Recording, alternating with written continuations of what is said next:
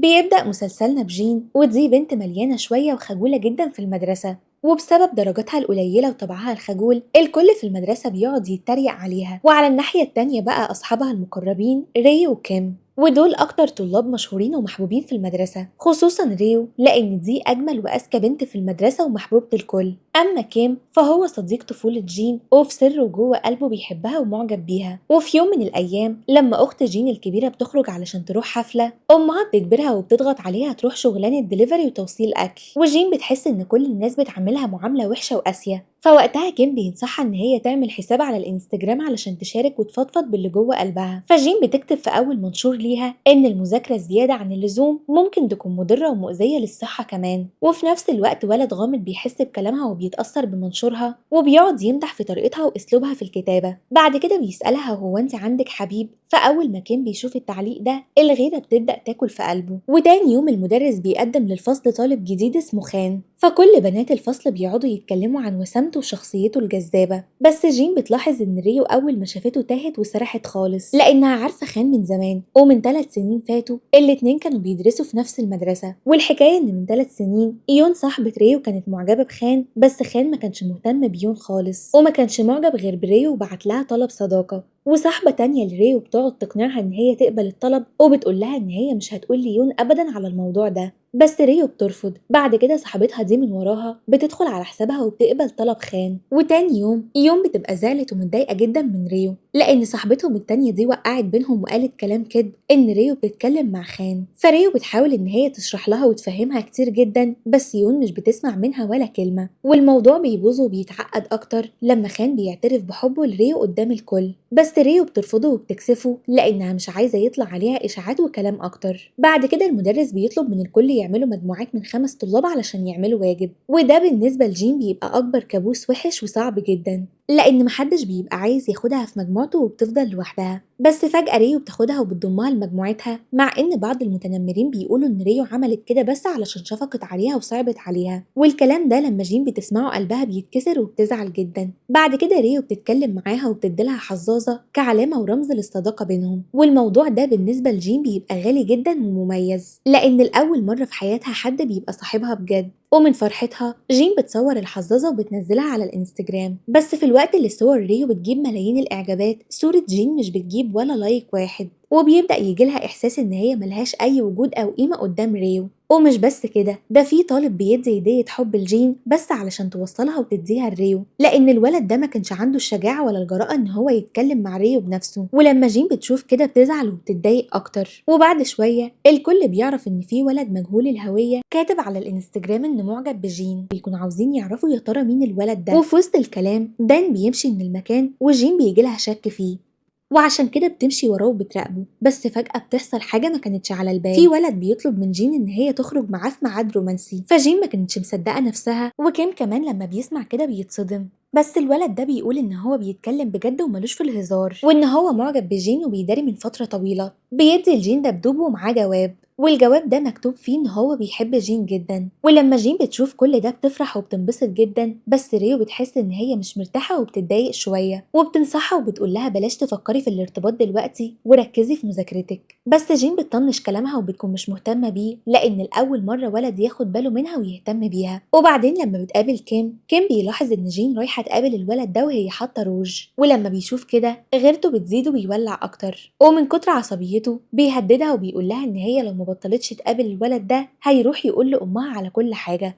وعلى الناحية التانية الولد الغامض ده بيكون مكمل وبيبعت هدايا لجين على طول، وجين بتقعد تشكره على طيبته وذوقه في الوقت اللي كيم واقف ساكت وبيتفرج والغيرة بتاكل فيه. بعد كده لما كيم بيمشي من هناك بيسمع الولد ده على حقيقته وهو بيتكلم. كان بيقول لاصحابه ان هو بيدي هدايا لجين بس علشان يلفت انتباه ريو ويخليها تاخد بالها منه، لأن من كام يوم طلب من ريو إن هي تخرج معاه بس ريو رفضته، وعلشان كده هو عايز يستغل جين وينتقم منها. فكان بيروح بسرعة وبيقول لريو على الكلام ده، ووقتها ريو بتقوله إن هي كانت عارفة الفخ ده من الأول، بس ما كانتش عايزة تقول لجين حاجة علشان ما تكسرش بقلبها وخاطرها. فكان بيقول لها وإن إحنا نخبي الحقيقة ده برضه غلط. وفي اللحظة دي الاتنين بياخدوا بالهم إن جين سمعت كل كلامهم، وجين بتعيط وبتجري من المكان، وكان بيجري وراها وبيعتذر لها من كل قلبه. وبيقول لها إنه كان لازم يعرفها الحقيقة من الأول. فجين وهي بتعيط بتقول إن الناس دايما بتلعب بمشاعرها وإن الكل بيستغلها وبس، وحاسة إن هي ملهاش أي وجود في المدرسة. بس وقتها كيم بيهديها وبيقول لها لو جين اختفت فجأة من حياتي هحس بنقص وفراغ كبير جدا في قلبي وهقلب الدنيا عليها. بعد كده كيم بيمسح دموعها وبيقول لها إن جين فيها حاجة مميزة وخاصة جدا،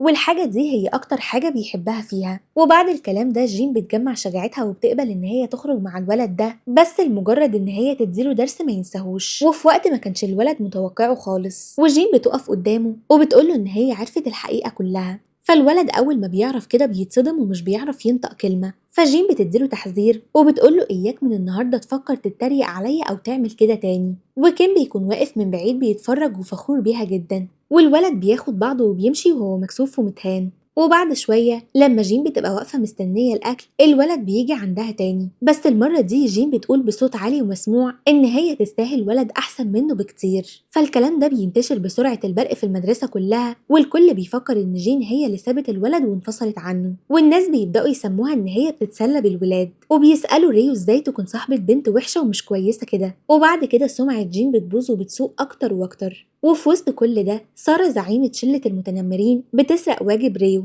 فجين بتقف في وشها وبتقول لها ان سرقة واجب حد تاني ده تصرف غلط ومش مقبول. بس سارة بتقلب الترابيزة وبتتريق عليها وبتقول لها مش معنى انك قاعدة مع اكتر بنت مشهورة ومحبوبة في المدرسة يبقى بقيتي انسانة كويسة. فكيم مش بيقدر ان هو يبقى واقف ساكت وبيتفرج وبيتدخل وبيدافع عن جين، بس سارة بتهينه هو كمان وبتقول عليه ان هو بتاع بنات. فهنا بقى كيم بيفقد أعصابه وصبره بينفد وبيقول لها بعصبية يا إما تسكتي يا إما مش هتقدري تواجهيني. وفي وقت قصير جدا بتطلع إشاعة في المدرسة إن كيم وجين مرتبطين، فصاحبة جين بتنصحها وبتقول لها إن هي تبعد وتعمل مسافة بينها وبين كيم كام يوم لحد ما الإشاعات والكلام ده يهدى ويموت. فالكلام ده بيخلي جين تزعل وتتضايق من جواها جدا، وعشان تفرغ وجعها بتكتب على انستجرام إن في كلام مش بس بيوجع العقل ده بيكسر القلب كمان. فالولد الغامض بيفهم قصدها وبيعمل لايك وبيرد عليها. فجين بتقول لصاحبتها ان هي عندها معجب سري، بس كيم مش بيعجبه الموضوع خالص وبيبقى خايف لا يطلع الولد ده مراقبها وبيطاردها. وجين بتلاحظ وبتحس بنبرة الغيرة الواضحة في صوته وكلامه.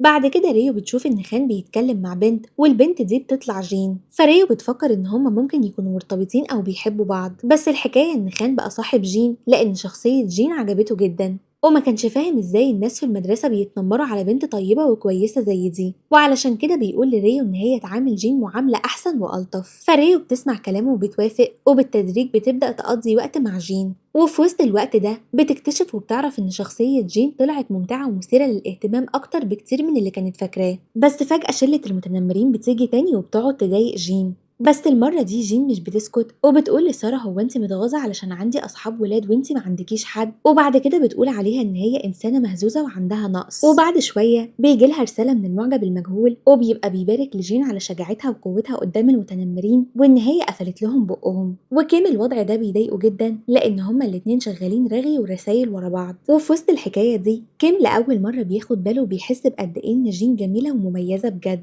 وعلى الناحية التانية خان بيحاول بكل الطرق وبكل جهده إن هو يفضل قريب وحوالين ريو. وفي يوم لما كتب ريو بتقع منها على الأرض خان بيجري بسرعة وبيشيله لها وبيتلكك بكده علشان يقرب منها أكتر. ولما ريو تشوف حنيته واهتمامه بيها مشاعرها بتبدأ تتحرك وتزيد ناحيته بالتدريج. ومش بس هما ده، كمان كيم وجين بيحصل بينهم مواقف رومانسية وجميلة جدا في ملعب كرة السلة، وكيم بيبدأ يعلم جين ازاي ترمي الكرة في السلة وبيتلكك بكده علشان يقرب منها. وجين بتفهم مشاعره قصده بس مش بتتضايق، بالعكس لمسة كيم وضحكته بتطمن قلبها وتريحه. وكيم كمان بيبقى مبسوط وسعيد جدا وهو معاها. بس بعد كده وهو بيتمشى في المدرسة بيشوف جين وهي بتضحك وبتهزر مع صاحبه لين، ولين كان بيساعدها في واجب التاريخ. ولما بيشوف كده كيم بيزعل وبيقفل وبيحس ان مبقاش هو الوحيد اللي بيعرف يضحك ويفرفش جين. وبعد الموقف ده العلاقة والتعامل بين كيم ولين بتبقى تقيلة ومش مريحة خالص. بعد كده بيحصل موقف وكيم بيقع وقعة جامدة وركبته بتتفتح وبتتعور، ولما جين بتعرف ان كيم اتصاب وتعبان بتروح تزوره وبتقوله انه ياخد باله من نفسه بعد كده. واهتمام ورعاية جين دي بتفكر كيم بحاجة حصلت من 5 سنين فاتوا، وقتها رجله كانت اتكسرت وجين كانت بتجيله كل يوم علشان ترفع من روحه المعنوية وتدعمه. ومن وقتها كيم بيبدأ يحس ان جين هي توأم توأم روحه. وفي نفس الوقت جين بتعترف وبتقول إن كان في وقت من الأوقات كانت معجبة بكيم وبتحبه جدا. وعلى الناحية التانية بنشوف خان اللي غرقان لشوشته في حب ريو،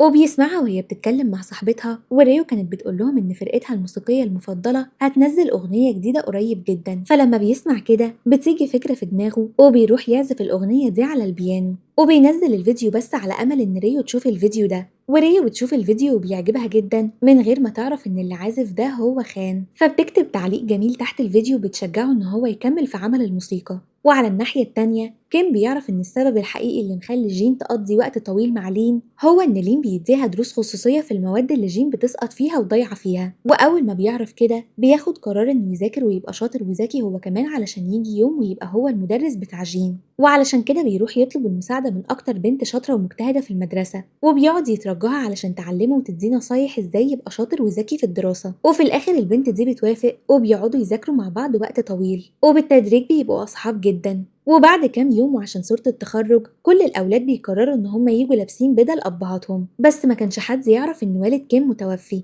وما كانش عايز يقول لحد على الموضوع ده لأن كان فاكر إن الناس هتشوفه ضعيف، وعلشان كده كان بيحاول يستلف بدلة من أي حد من غير ما يحكي حقيقة ظروف عيلته. ولما جين كانت رايحة تديله بدلة والدها بنكتشف إن البنت الشاطرة دي سبقتها وساعدت كيم وادت له بدلة. ولما جين بتشوف كده نار الغيرة بتبدأ تقيد جوه قلبها. وبعد شوية كيم بيدخل وبيكون لابس البدلة مع باقي الأولاد، وأول ما بيشوفوه بنات كتير من المدرسة بيتكسفوا وبيقعدوا يمدحوا في وسامته وشياكته، بس جين بتبتسم وبتضحك أول ما بتشوفه، في الوقت اللي الباقي بيبصوا لبعض بنظرات حب وإعجاب. بعد كده البنت الشاطرة دي بتتكلم مع كيم قدام الكل، والموقف ده بيخلي جين تشوك وبتفكر ان هما ممكن يكونوا مش مجرد صحاب وبس، وان هما شكلهم معجبين ببعض ومخبيين مشاعرهم عن الناس، ومجرد التفكير ده بس بيخلي قلب جين تتكسر ويزعل جامد. والموضوع بيبقى اتقل ومش مريح اكتر لما البنت الشاطرة دي بتنضم وبتبقى فرد من شلتهم واصحابهم. بعد كده الأجواء بتبقى متوترة شوية بين الكل، وبعد فترة في الفصل المدرس بيسأل الكل تحبوا تطلعوا ايه في المستقبل، فريو بتقول إن هي عايزة تطلع يوتيوبر، وكيم حلمه إن هو يطلع محامي، وتقريبا الكل عنده حلم وهدف ما عدا جين بس ما كانتش عارفة ولا فاهمة هي عايزة تعمل ايه في حياتها، والسبب ده كان بيخليها تحس إن هي صغيرة وقليلة قوي قدام صحابها. والحلم والأمنية الوحيدة اللي كانت جوه قلبها هي إنها تحب حد بجد والحد ده يبادلها نفس الحب، والإنسان ده ما كانش حد غير كيم. وبعدها بنشوف طالب بيلاحظ إن خان لابس نفس القميص اللي كان لابسه الولد المجهول اللي كان بيعزف بيانو في الفيديو، والكل فهم وعرف إن الولد اللي عمل عزف الأغنية هو خان. وريو كمان فهمت وعرفت إن الأغنية دي كانت معمولة مخصوص علشانها هي، ولما عرفت كده الأمل رجع لقلبها تاني إن ممكن يجي يوم وتكون هي وخان مع بعض. وعلى الناحية التانية جين عينيها مش بتنزل من على كيم وبتبصله بنظرات كلها حب، بس أول ما بترجع البيت فرحتها وتوقعاتها بتتكسر تاني. أختها بتقعد تتريق عليها وتقول لها إن بنت زيها مستحيل تلاقي حبيب، وبترمي الكلام ده وبتخرج تروح الحفلة، وبتسيب مسؤولية غسيل وتنظيف كل المواعين على كتاف جين لوحدها. وجين بتروح تشتكي لأمها، بس أمها بدل ما تقف معاها وتجيب لها حقها بتقف مع أختها وبتدعمها. فجين طاقتها بتخلص وبتدخل في خناقة وزعيق جامد جدا مع أمها، ومن كتر عصبيتها بتسيب البيت وبتخرج في الشارع. ومن حسن حظها بتقابل كيم بره، وجين كانت لابسة هدوم خفيفة جدا، وعلشان كده كيم بيقلع الجاكيت بتاعه بسرعة وبيلبسه لها. بعد كده بيعزمها وبيطلب منها يروحوا ياكلوا مع بعض، وفي وسط الأكل والكلام بيتكلموا عن الجامعة، فجين بتقول إن أمنيتها إنها هي وكيم يدخلوا نفس الجامعة، بس بعد كده بتزعل وبتقول إن درجاتها دي الحلم ده صعب جدا يتحقق وشبه مستحيل، وبتفضل تلوم في نفسها وتقلل من شأنها بسبب درجاتها القليلة وبتقول على نفسها غبية. بس فجأة كيم بيبصلها وبيقول لها أنا بحبك زي ما انت كده بالظبط، وجين بتفرح جدا بكلامه ده. وبعد كام يوم بنشوف جين اللي كانت بتكتب منشور عن الحب على الانستجرام، وفجأة كاتب مشهور عنده 2 مليون متابع بيعمل لها متابعة، ومش بس كده ده بياخد صورة ليها وبيعمل لها إعادة نشر عنده. وفجأة حساب جين بيزيد آلاف المتابعين الجداد، وصحابها بيقولوا لها إن هي بقت مشهورة خلاص، وإن هي لازم تكمل كتابة وتطلع اللي جوه قلبها على الانستجرام لأن الناس حبت كتابتها وأسلوبها جدا. وعشان يحتفلوا بالفرحة دي بيروحوا كلهم مع بعض المكان وبيقعدوا يغنوا أغاني فرقتهم المفضلة. بس أول ما بترجع البيت بتسمع أمها وهي بتتكلم عنها كلام وحش ومش كويس، فأول ما بتسمع كده قلبها بيتكسر لأن بتحس إن حتى عيلتها وأهل بيتها مش مقدرينها وملهاش أي قيمة عندهم. وعلى الناحية التانية كيم بيعزم البنت الشاطرة علشان ياكلوا مع بعض، بس هي بتقلب السيرة وبتغير الكلام وبتنصحه وبتقوله لازم تروح لجين وتقولها على اللي جوه قلبك قبل ما يجي ولد تاني وياخدها ويخطفها منك. وفي نفس الوقت جين بتاخد قرار إن هي تروح تقابل معجبها السري رقم واحد اللي بيبعت لها رسايل كل يوم. ولما كان بيعرف بالموضوع ده بيحاول إن هو يمنعها ويوقفها وبيقول لها إن ممكن يكون شخص خطير أو قاتل. بس لين بالعكس بيقعد يشجع جين إن هي تروح تقابل المعجب ده. والحكاية إن المعجب السري ده ما كانش حد غير لين نفسه وهو اللي كان بيبعت رسايل مجهولة لجين طول الفترة اللي فاتت، وعلشان كده كان عايزها تيجي تقابله. فوقتها كان بيبدأ يخاف إن في حد ممكن ياخد جين ويبعدها عنه، وعلشان كده بيسمع بنصيحة البنت الشاطرة وبيبعت رسالة لجين وبيطلب منها يخرجوا في ميعاد. وتاني يوم لما بيتقابلوا كان بيجي وهو لابس أشيك وأحسن هدوم عنده، وكان متوتر وقلقان جدا لأن النهاردة ناوي يعترف بحبه لجين. بس أول ما بيبدأ يتكلم أخت جين بتيجي وهي شاربة ومش في وعيها خالص وبتبصلهم وبتسألهم هو انتوا الاتنين مع بعض ومرتبطين؟ ومن غير ما تستنى رد منهم بتقول إن شكلهم لايق جدا على بعض وإن هي بتدعم علاقتهم. بس لما جين بتشوف عمايل أختها دي بتتعصب وبتتضايق وبتقول لها تمشي. بعد كده بتعتذر لكيم وبتقول له يكمل كلامه اللي كان هيقوله. بس في اللحظة دي تليفون كيم بيرن وبتطلع البنت الشاطرة هي اللي بتتصل، وأول ما كيم بيعرف باللي حصل بيجري بسرعة وبيسيب المكان. بعد كده بنعرف إن البنت الشاطرة دي أغمى عليها ووقعت من كتر الشغل والتعب الزيادة. ولما كيم بيعرف إن هي معهاش فلوس تدفع حساب المستشفى بيروح هو وبيدفع الحساب كله من جيبه. بعد كده بيفهمها وبيقول لها بلاش تضغطي على نفسك في الشغل كده ولازم تاخدي بالك من صحتك وتفضلي دايما مبسوطة وبخير. وعلى الناحية التانية جين بتروح تقابل معجبها السري وبتتصدم لما بتعرف إن هو لين. وأول ما شافته كل الخوف اللي جواها راح وبالتدريج بتبدأ بينهم صداقة حقيقية وقوية وبيقعدوا يتكلموا مع بعض لحد الليل. وفي وسط الكلام جين بتنصح لين إن هو يتكلم مع أمه بالراحة ويهدي الأمور لأن أمه عايزاه يطلع محامي في حين إن حلمه الحقيقي ونفسه يطلع مخرج سينمائي. وفي الوقت ده في المدرسة المتنمرين بيقعدوا يضايقوا ريو وبيقولوا لها لو عندك حبيب بجد وريهولنا ووريه للكل. وبما إن ريو ما كانش عندها حد بتروح تطلب من خان إن هما يمثلوا إن هما مرتبطين عشان صحابها يفكروا إن هي مرتبطة. وريو بتصور إيديهم مع بعض وبتنزل صورة لخان بس وشه مش باين فيها، وبتشارك الصور دي في مجموعة صحابها. بس التمثيلية والدراما المزيفة دي مش بتعجب خان خالص وبيتضايق منها. وريو كمان من جواها بتبقى عارفة إن كلام خان صح وعنده حق وعلشان كده بتبعد عنه وبتتجنبه علشان ما تضايقوش وما توجعش قلبه أكتر من كده. وتاني يوم كان بيعرف إن جين ولين شغالين شات ورغي مع بعض على السوشيال ميديا الوقت متأخر، وأول ما بيعرف الغيرة بترجع تولع في قلبه تاني. ولما بيعرف إن هما ناويين يخرجوا مع بعض بيفضل يدعي ويقول يا رب جين ما تروحش الخروجة دي لأنه كان خايف ومرعوب إن حد تاني ياخد منه حبيبته للأبد. وبعد شوية لين بيروح لجين وهو فرحان وبيقول لها إنه غير مواعيد دروسه الخصوصية وعلشان كده هيقدر يخرج معاها على العشاء النهاردة. والاتنين بيبقوا فرحانين ومبسوطين جدا. بس فجأة أم لين بتشوف الرسايل اللي بينه وبين جين على تليفونه وبتمنعه إن هو يخرج للعشاء ده وبتجبره يقعد في البيت ويقفل على نفسه علشان يذاكر. بس المرة دي لين مش بيسكت وبيقوم وبيقف لأمه وبيقول لها إن الشدة والتحكم الزيادة عن اللزوم ده مش صح وإن من حقه يستمتع بحياته ويعيش سنه بجانب المذاكرة. فأمه بتفهم وبتعرف إن لين بيحب جين وعلشان كده بتحاول تتخانق معاه وتخطف التليفون منه علشان ما يقدرش يكلمها تاني. ومن كتر عصبيتها بترفع ايديها علشان تضربه بس لين بيمسك ايديها وبيمنعها وبياخد تليفونه وبيخرج وبيسيب البيت كله. وفي اللحظة دي لين كان منهار عاطفيا وعنده حالة قلق وتوتر جامدة جدا، وأول حاجة بيعملها إن هو بيتصل بجين وجين مش بتتأخر وبتجري وبتروح له بسرعة وبتقعد تهدي فيه وبتتكلم معاه. بس بالصدفة وفي نفس الوقت كيم كان معدي من هناك ومن بعيد بيشوف جين ولين وهما بيحضنوا بعض فكيم بيفهم وبيعرف إن هما ارتبطوا. والموقف ده بيكسر له قلبه وبيدمره وتفكيره ونظرته لجين بتتغير تماما. والساعة اللي كان شاريها علشان يديها لها هدية بيمسكها وبيرميها بعصبية على الأرض. ومن اليوم ده كيم طريقته وتعامله مع جين بتبقى باردة ورخمة جدا وبقى حاسس إن جين خانت ثقته وضحكت عليه. وعلى الناحية التانية جين ما كانتش فاهمة خالص ليه كيم اتغير معاها فجأة وبقى بيعاملها بالمعاملة الوحشة دي. وبعدها بتبدأ تحس إن ممكن يكون كيم دخل حياته بنت تانية. وبعدها الكل بيعرف إن لين اختفى فجأة ومش باين، والحكاية إنه مرجعش البيت وراح مكان تاني ومش بيرد على تليفون أي حد خالص. وجين بتترعب وبتخاف جدا وبتبقى قلقانة لا يكون عمل في نفسه حاجة وحشة بسبب الزعل والضغوطات دي. وأول ما الخبر ده بينتشر الكل بيشيل الخلافات والمشاكل الشخصية على جنب وبيخرجوا كلهم يدوروا على لين. وبعد شوية بيعرفوا إن لين بخير وما حصلوش حاجة. ولما لين بيفتح تليفونه وبيقرأ رسايل صحابه الخايفين عليه بيفهم ويحس إن لسه في ناس في الدنيا دي بتحبه وبتخاف عليه بجد، وعلشان كده بيبعت مكانه وموقعه لجين. وجين بتروح له بسرعة وأول ما بتشوفه بتقعد تهزق فيه وبتزعق له وبتقول له إياك تعمل العملة الطايشة دي تاني. بس عينيها كانت فاتحاها وباين فيها الفرحة والراحة إن لين بخير وسليم. بعد كده بتقعد تفهمه وتقوله لما تحس إنك زعلان أو مخنوق أو ضايق بيك الدنيا بلاش تشيل وتستحمل لوحدك، تعالى اتكلم معايا واحنا مع بعض هنعدي أي مشكلة وصعوبة. بعد كده الاتنين بياخدوا بعض وبيرجعوا على بيوتهم. وعلى الناحية التانية البنت الشاطرة بتكون بتعترف بمشاعرها لكيم، بس كيم بيوقفها فورا وبيوضح لها الأمور وبيقول لها إن هو مش بيحب حد غير جين وبس. فالبنت الشاطرة بتعتذر له وبتقوله إن هي غلطت، بس كيم بيقول لها ما تشيلش هم وهو مش متضايق لأنه فاهم وعذر إن هي حاسة بالوحدة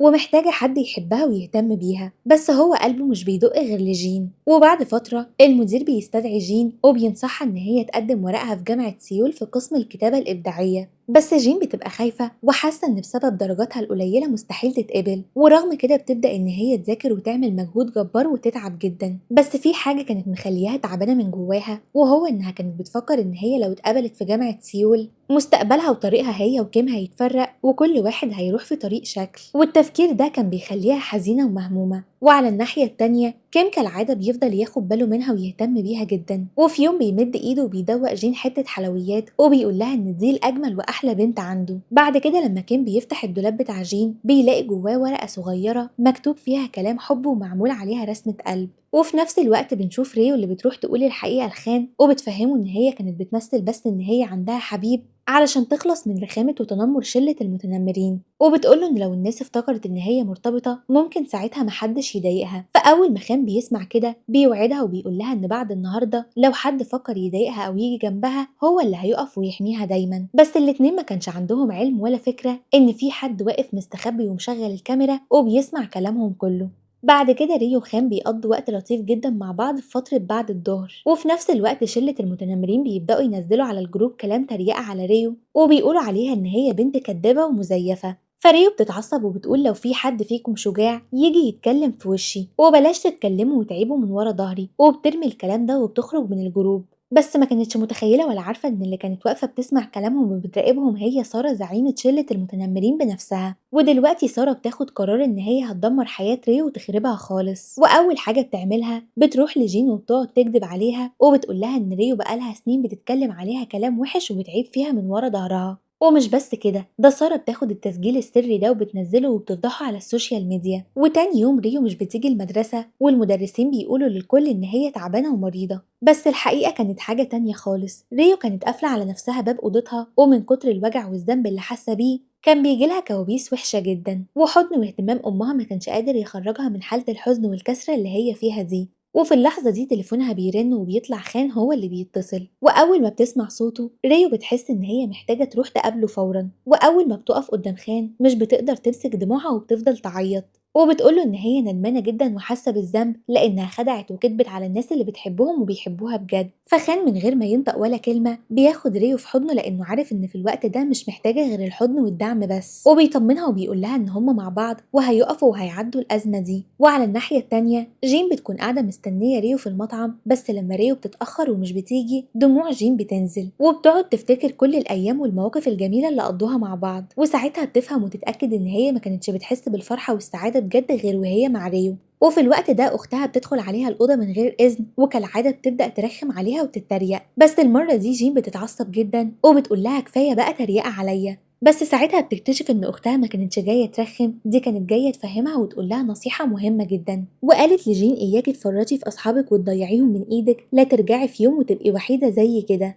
وبعد كلام أختها جين بتاخد قرار إن هي هتقف مع ريو مهما حصل ومش هتسيبها لوحدها في أي مشكلة. وفي نفس الوقت ده أم ريو بتروح تقابل المدير في المدرسة وكانت رايحة تشتكي لأن بنتها بتتعرض للتنمر وضغوطات جامدة جدا في المدرسة، بس المدير بيكذب في وشها بكل بجاحة وبيقول لها إن مدرستهم ما فيهاش أي نوع من أنواع التنمر أو العنف وإن كل الطلاب مبسوطين جدا. ومن كتر غل المدير وإن هو عاوز ينتقم بيطلع قرار معاقبة لريو وبيجبرها تنظف وتكنس المدرسة كلها لوحدها. ولما جين بتحاول تروح تتكلم معاها ريو بتخاف وبتجري وبتهرب منها، فجين ما كانتش فاهمة ليه ريو بتهرب وبتتجنبها كده. وفي اللحظة دي خان بيجي عندها وبيقول لها إن ريو خلاص خدت قرار إن هي تسيب المدرسة خالص وتمشي. فأول ما جين بتسمع كده بتجري وبتروح لها فورا وبتسألها عن السبب، فريو بتقول لها إن هي السبب في كل المشاكل دي، ولو اختفت وبعدت عن حياة الكل يمكن الأمور تتصلح وكل حاجة تظبط. وأكتر حاجة كانت عايزاها هي إن التنمر ده يقف وينتهي للأبد. بس جين بتمسك إيدها وبتقول لها أنتي صاحبتي المقربة، وبعد النهاردة مش هسمح لأي حد إن هو يضايقك أو يوجعك. فوقتها ريو بتطلع الوجع القديم اللي جواها وبتقول إن من سنتين فاتوا أعز وأقرب صاحبة ليها هي اللي اتنمرت عليها وعملت فيها كده، ومن ساعتها وهي مش قادرة تثق في حد بسهولة. فلما جين بتسمع كده بتاخدها في حضنها وبتقعد تعيط وبتعتذر لها لأن طول الفترة دي ما كانتش فاهمة ولا حاسة بحجم الوجع اللي هي فيه. وفي اللحظة دي زعيمة شلة المتنمرين بتظهر تاني وبتقعد تهين في ريو، بس المرة دي البنت الشاطرة بتقف في وشها وبتقول لها تخرس وتقفل بقها خالص. ومن هنا بتبدأ الأيام السوداء على المتنمرين.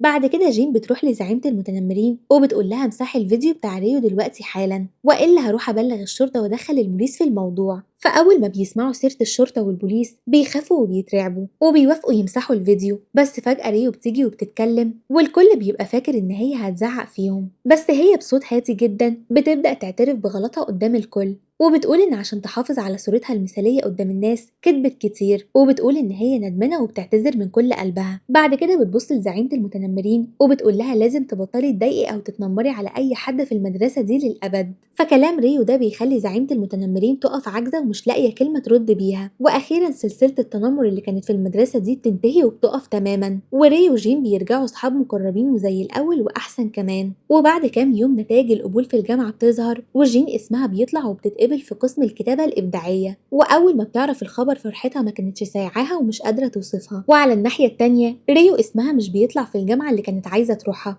بس ما كانتش زعلانة ولا ندمانة خالص، لأن أهم وأكبر مكسب بالنسبة لها هو إنها رجعت صاحبتها المقربة لحضنها تاني ورجعت الفرحة لحياتها من جديد.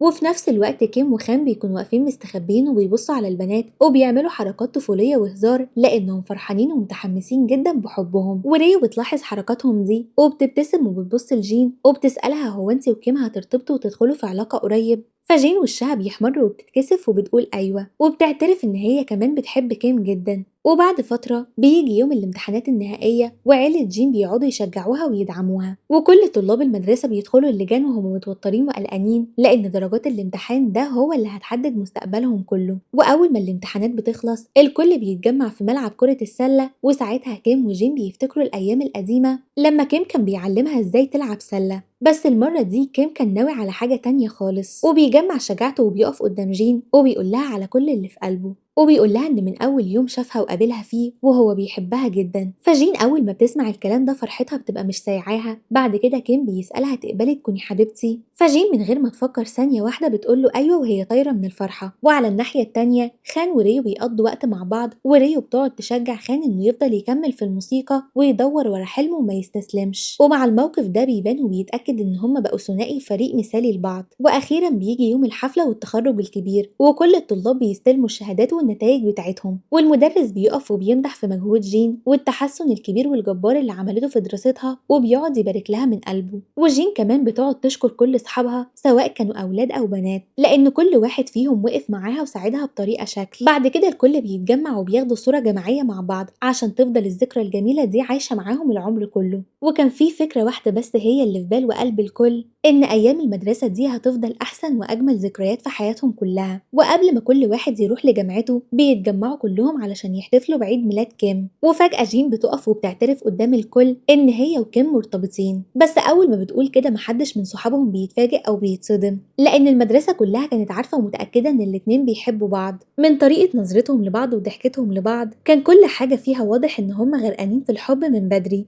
وبيخلص المسلسل. وبس كده، ما تنسوش تقولوا لي رأيكم في التعليقات، ولو عجبكم الفيديو ما تنسوش تعملوا لايك وتشتركوا في القناة وتفعلوا زر الجرس عشان يوصل لكم كل جديد. باي باي.